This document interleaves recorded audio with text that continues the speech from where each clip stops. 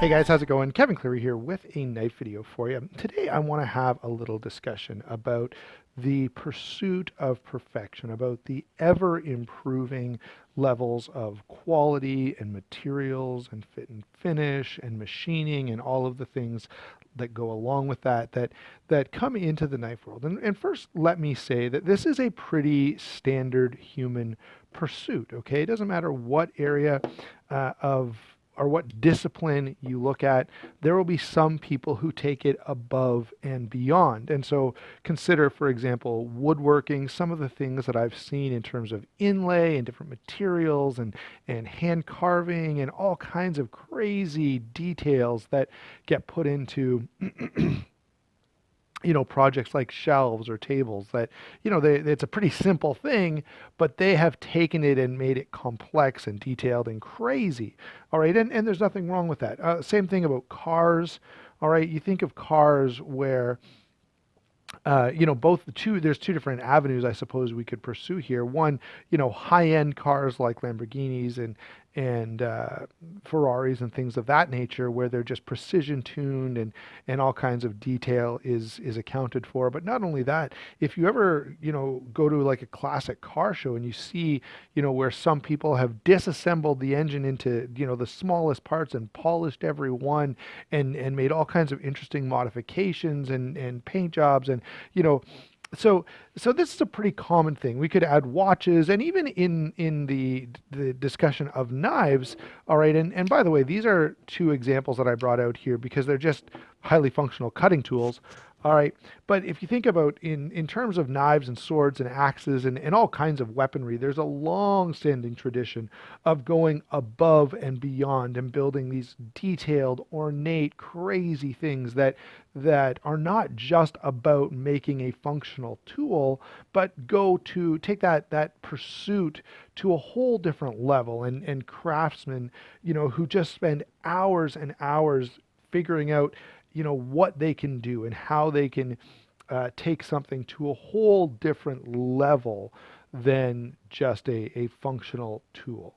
All right, and so today we have this sort of unique category in folding knives that I guess to some degree has always existed, but in a different way, is more available, certainly and more accessible to the average person than it has been in the past. So, we're going to be kind of focusing our discussion on what we'll call maybe high-end production, um, or you could call it, I don't care what label you want to put on it, semi-custom or mid-tech or whatever you want to say, limited production, whatever. There are lots of different monikers that we could use here, and there are quite a number of different knives that would find themselves in this category for different reasons. Let me just zoom out a little bit, see if I can get a little bit more room for a couple of other knives in frame.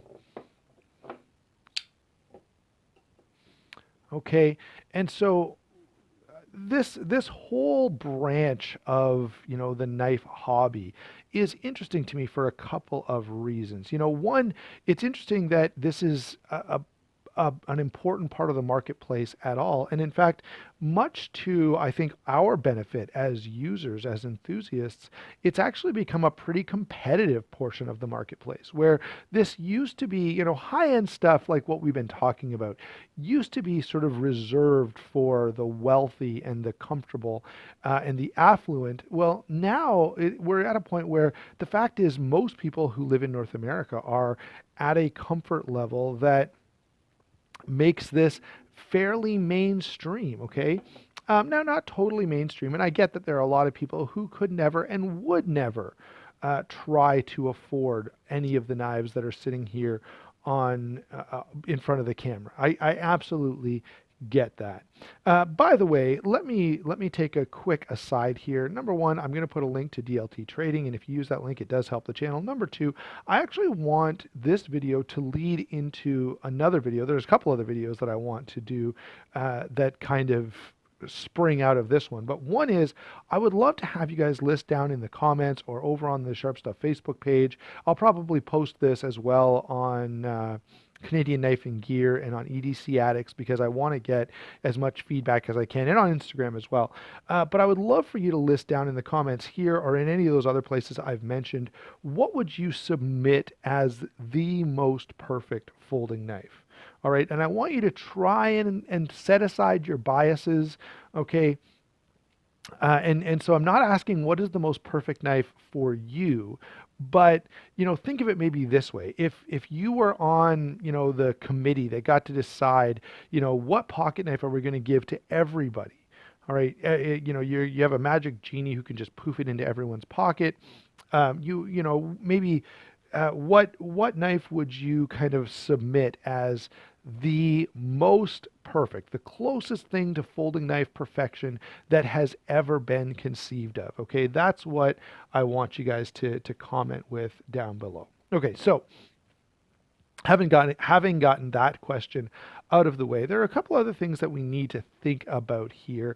And one of the things, and the reason I brought this knife in, is because one of the things I think has to be considered in that idea of the pursuit of perfection is functionality. Okay, so I'm not willing in this discussion to sacrifice anything in terms of a practical, usable, carryable knife. All right, and so something like this, well, it's absolutely a piece of machining um, perfection. Okay, well, it truly does show off manufacturing prowess. It is not, in my opinion, an effort to build the perfect folding knife.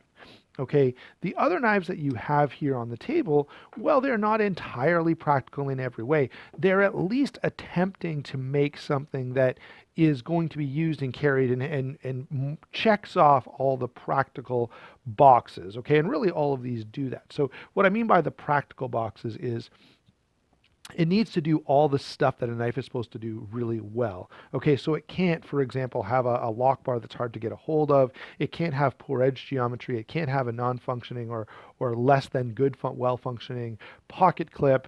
It can't be uncomfortable in hand, right? All of those things have to be on point. It can't be, you know, some kind of crazy compound grind that's impossible to sharpen.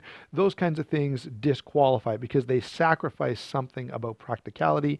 And so what I'm thinking of when I think of, the perfect folding knife and pursuing that is it has to check all the utility boxes. Okay, it has to perform first of all as a folding knife, and then it can go. When you think about the other examples we talked about, if someone's building a table and they've done extensive work with inlays and details, well, none of those extra details take away its ability to function well as a table. All right, and so I'm only thinking of those knives where they have gone above and beyond the call of duty, where they've made something truly exceptional, but okay, it still works in the way that it should. And an interesting comparison here would be watches, where there are a lot of watches where the perfection and the detail is put into the mechanics of the watch itself, right? The mechanisms and the internal springs and all of that. Um, which by the way is something I'm not at all qualified to talk about, but that's the kind of pursuit that I'm thinking of here, where the effort has gone into, paying attention to every detail and just getting machining down to such tight tolerances. Think of, for example, John Grimsmo, where he made that whole video just talking about how he was super excited about getting that lathe to be precise to within a millionth of an inch, right? And and you could tell he was just super excited about it. And that's the kind of thing I'm thinking of here. Okay. Now, before we go on, there's one other thing that I have to say, and that is if we're going to talk about this, you have to ask what is perfection. All right. And let me pull out a couple of these. Okay. These two knives, I would say, are both on the list of, the most perfect folding knife that is available today. But they're pursuing perfection in some different ways. Okay, both these knives cut well. They both feel great in hand. They're both extremely well made to super tight tolerances. This one though with Bear is concerned about some different things than this one is, and both of them though are trying to achieve the very very best. All right. Again, I think that still qualifies with this knife here, and I think it also qualifies with this knife here. And many people have talked about Shirogorov having the best action. All right. I don't know if that's entirely true these days, especially compared to, I don't know if it's true in the general sense that it once was. When people first started talking about Shiros, they were putting the most time and attention into their action and into getting that pivot just so perfectly done right. Now, there are tons of companies doing that, okay? And you could probably argue that some of those companies have even surpassed them, but certainly they're still at the top of the list. But it's important to ask, what do we mean when we talk about perfection, right? We've already said, okay, it's not just function, right? The function has to be there. All right, it has to work well as a folding cutting tool. However, we're looking for something beyond that. So, with high-end folders, I suppose we're talking about the action, the materials, the feel, the design, the innovations and upgrades that are being brought to bear. Okay, and if we think about this for a second from the standpoint of, let's say, a car, okay, if you're looking for the perfect car, well, are you looking for, are you in the market for a pickup truck or a family sedan or, an off-road vehicle, or like what is it you're trying to achieve? And so the perfect car in each of those categories is going to be significantly different. All right, so when we talk about what do we mean by perfection, I would say the starting point, okay, the starting point is perfection in terms of functionality. So it has to, it has to deploy really nicely and easily. It has to cut stuff really well. It has to be ergonomic. Okay, it has to feel good. It has to look really good. Now, one of the things, so we haven't even touched on looks yet. And to a certain degree, looks are going to be subjective. Uh, but there are, what would you say? I think all of these knives have what I would call a classic look or a classic-ish look that's going to be pretty widely appealing, right? Not too many people are going to look at one of these and say, it's ugly and I don't like it or something like that. I did get that, and I do get that from this knife. All right. And I wouldn't say this is quite as attractive as some of these others. However, in terms of the function side, all right, this actually does a better job than some of these that are here. And that's one of the reasons. Hold on. Sorry, guys. I knocked the camera over and now I've got a wire tangled up in the legs of the stand. There we go. Okay, so why did I bring this in? So this knife is an interesting sort of case here because this does a lot of the same stuff as some of these other knives that are out here, but it's lighter and it's probably one of the most comfortable in hand on the table. The blade design is pretty well balanced, better than perhaps some of these others that are out here, or at least equal to.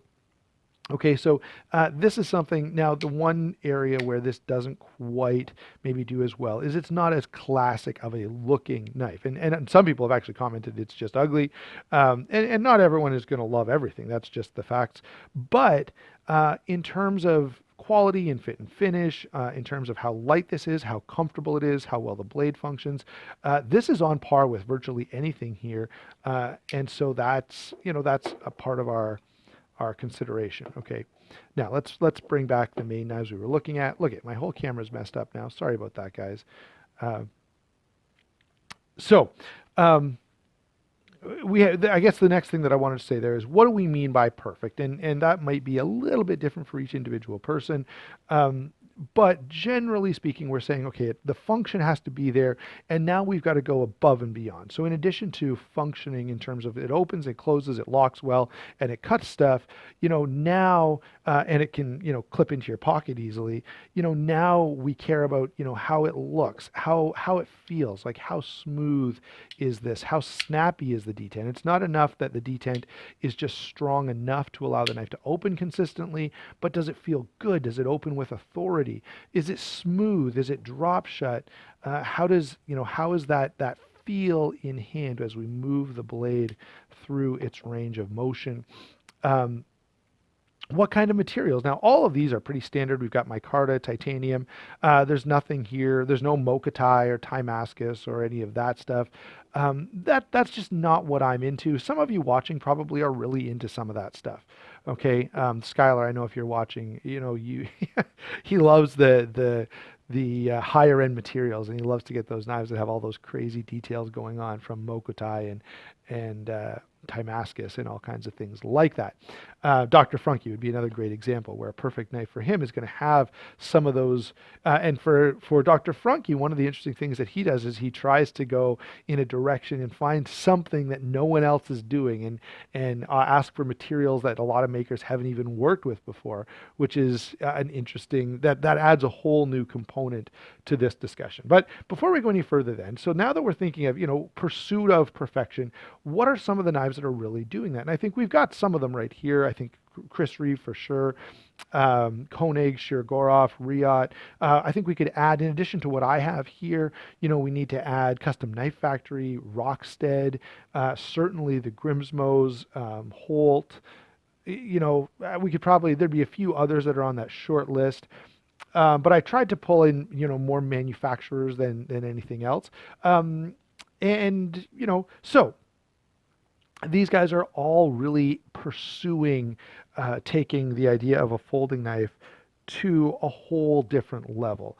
And we already mentioned John Grimsmo, for example, and the machining prowess that he tries to achieve. And I've had a Rask on the channel, and the Rask is amazing. It really is. But there are a couple of questions then that we have to ask, especially, and the Rask brings this into good contrast. So, or brings this into focus, I guess. And that is, how far are we going to go with this? Right? Because there will always, right now, maybe you have the best mill that's available, and you can mill to the tightest tolerances and with the greatest precision. But in, I don't know, 2 years, 1 year, 3 years, 5 years, however long it is, there's going to be something better, right? There's going to be something that can do tighter tolerances, can work faster, can, new innovation in manufacturing, is always there. And so how far are we going to go with this? And right, you could, and I've gone this far, okay, and I know others of you watching have gone even further, much further. All right, and so I guess each person is going to have to ask, and a big part of that is going to be, what's the amount you're willing to spend? Where is that tipping point? So, do you want the most perfect $150 knife, or the most perfect $250 knife, or $350 knife, or 400, 500, 600? We could just go on and on and on. Where's the tipping point for you? And the other question is, from a manufacturing standpoint, where is the tipping point for the marketplace? All right, maybe we could make the most perfect folding knife that ever exists, but it's going to have to cost, I don't know, $1 million each. Well, are you going to sell enough of those for it to be worth your time and energy, right? And if it's just for the pursuit of perfection, maybe you need to be independently wealthy, and you can't actually try to sell these things and make a profit. Now, by the way, I'm sure somebody out there would buy it because Bill Gates exists, right? Okay, there are these crazily wealthy people who are willing to spend exorbitant amounts of money on things that have no practical use. Okay, but for most of us, there's probably a tipping point. And I'll give you one example of this. I wear probably, for a good portion of the year, because I live in a temperate part of the world where the climate changes a fair bit. I wear Blundstones. And for me, Blundstones is like the tipping point, right? And the value equation works out pretty well at that point. So my Blundstones, I have the pair that I'm wearing now. I think they're probably 5 or 6, nah, maybe 3 or 4 years old. But they're 3 or 4 years old. They still look great. I still wear them all the time. They're extremely functional. I have no need at all for at least another few years to replace them. Okay. And so a pair of Blundstones is like $200, and I've gotten, already 4 years out of them, and we'll probably get at least four more. Right. So if you break that down on a per year basis, I've actually done pretty stinking well. All right. Before that, you could have argued, I was more conscious of the price, so I was buying like Keens and some different, appropriate outdoor, somewhat rugged footwear.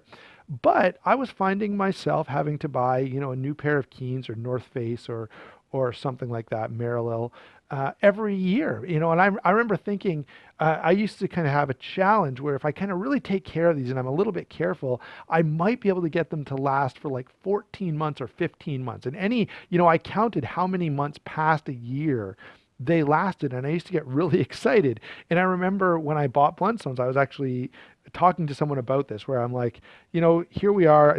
These shoes are 11 months old. I've had them for a year. They're already starting to fall apart, and I didn't even make a year. It was a pair of Keens, and I really liked them, but I was disappointed that they didn't last longer, and so now I've got to buy new.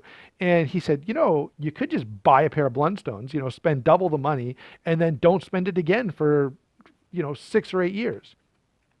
And for me, that works out pretty well. Now, I'm going to tell you, I know this is not knife stuff, guys, but it's interesting to think through this stuff. And I know we're getting a little philosophical, but I watched a video where this guy was like, well, let's take a look at dress shoes and ask the question, what do you get for 500, 1,000, and $1,500? And I'm like, I watched it just because of my curiosity. I couldn't, I had to know. But my thought was like nothing, right? There's no way in the world I'm spending $500 on a pair of shoes, right? That's insane to me. Now, a knife, that's a totally different ballgame, right? A knife, I can, I can easily justify that cost. But of course, I'm sure the people watching that video and the guy making the video, it was completely reasonable for him to want to spend that kind of money. Okay, so you have to ask, where is your comfort level? And maybe it's $50, right? And there are some pretty nice knives. There are tons of great knives, in fact, out there for $50. Now, all of these, okay, come in at different price points. And here's one of the things that I have found I appreciate. All right, I'm not that big into custom knives, but I know some people who are. So there's a question here of, when it comes to the pursuit of a perfect knife, is it about machining? Is it about, ever increasing tighter tolerances? And by the way, I'm pretty excited about that, because guess what? The innovation that we're getting these days means that more and more people will be able to have higher and higher and higher quality knives. Now, it does present a difficulty for, for someone like Chris Reeve or someone like Koenig Knives. These are made in the US. The people that are making them are going to be paid a little bit more, and it's hard to produce these cheaply. All right. Well, there are going to be others who can perhaps innovate faster or find cheaper labor, or, are able to access technology at an earlier point, or just use it differently, that can produce something of this quality or that quality at a much lower price point. And that's going to be an interesting thing. And it's going to be a driving force, of course, for any industry, but certainly for our industry. And by the way, along these lines, I know people, and I've had people like comment on my videos saying, look, with knives like this, I'm over it, right? I'm done with high-end machining. It just doesn't matter to me anymore. I'm switching my knife preferences to fully handmade customs. That's all I'm buying from now on. I would appreciate the handwork and the attention to detail and the time and energy that goes into a custom much more than I appreciate really tight tolerances. And I totally get that. All right. And so then now there's another question here, which is, as various knives. So I've got, what have I got in my pocket right now? Oh yeah. So here is the steel will Shayula, not a high-end knife at all, but boy, it's easy to access. The detent is nice. The action is really good on this. And so for some people, you're going to say, you know what, I'm abandoning the high end pursuit altogether because I can get this fantastic stuff from budget minded makers who are, are shooting for honestly a wider portion of the marketplace. They really are. Um, and so maybe we say, perfection for me is the Rat Model 1. It's the Spyderco Endura. It's, something like, the Bird Raven 2 here. This is a pretty useful, heavy duty, reliable cutting tool that costs $40. All right. And I totally get that. And by the way, I enjoy this a lot. I love this knife. I think it's fantastic. Do I enjoy and it would be a hard question for me to answer, right? To say, do I enjoy something like this more than this? Or do I just enjoy them in different ways? And I really think I just enjoy them in different ways. It's not that I would say these are better or that I get more excitement or enjoyment out of these knives. I really don't. Okay.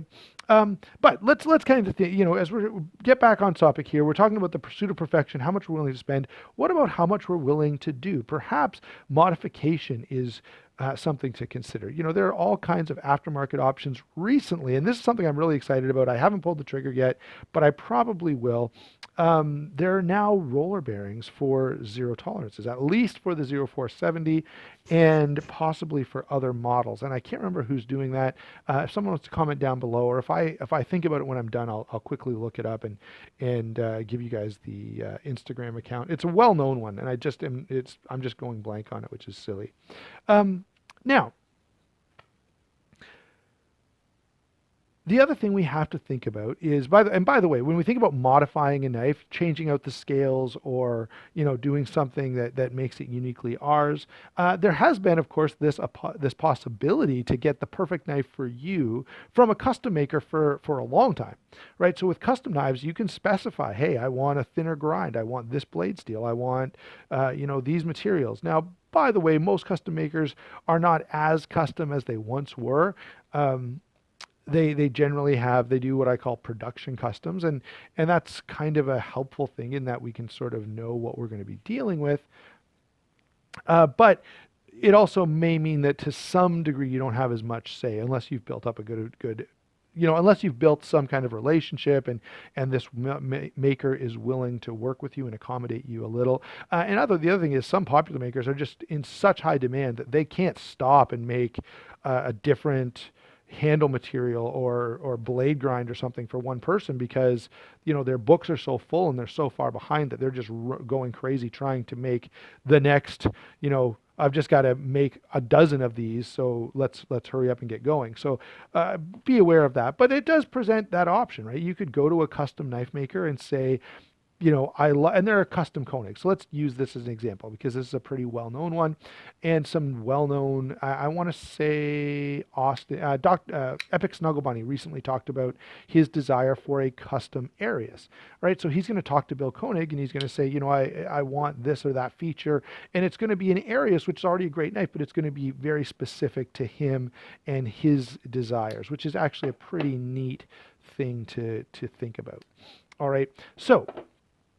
Maybe that's the route that you want to go when you can think of pursuing the perfect knife. Now, by the way, let me say one thing to sort of give us a reality check here.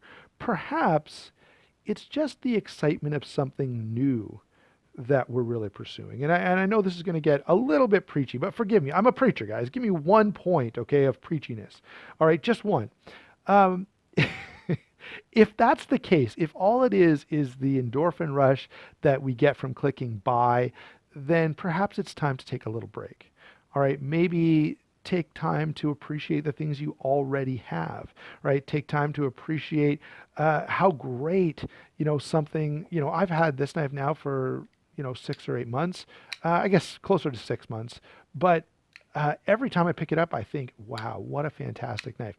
This knife I've had for years, and every time, I still carry it regularly. I love this knife.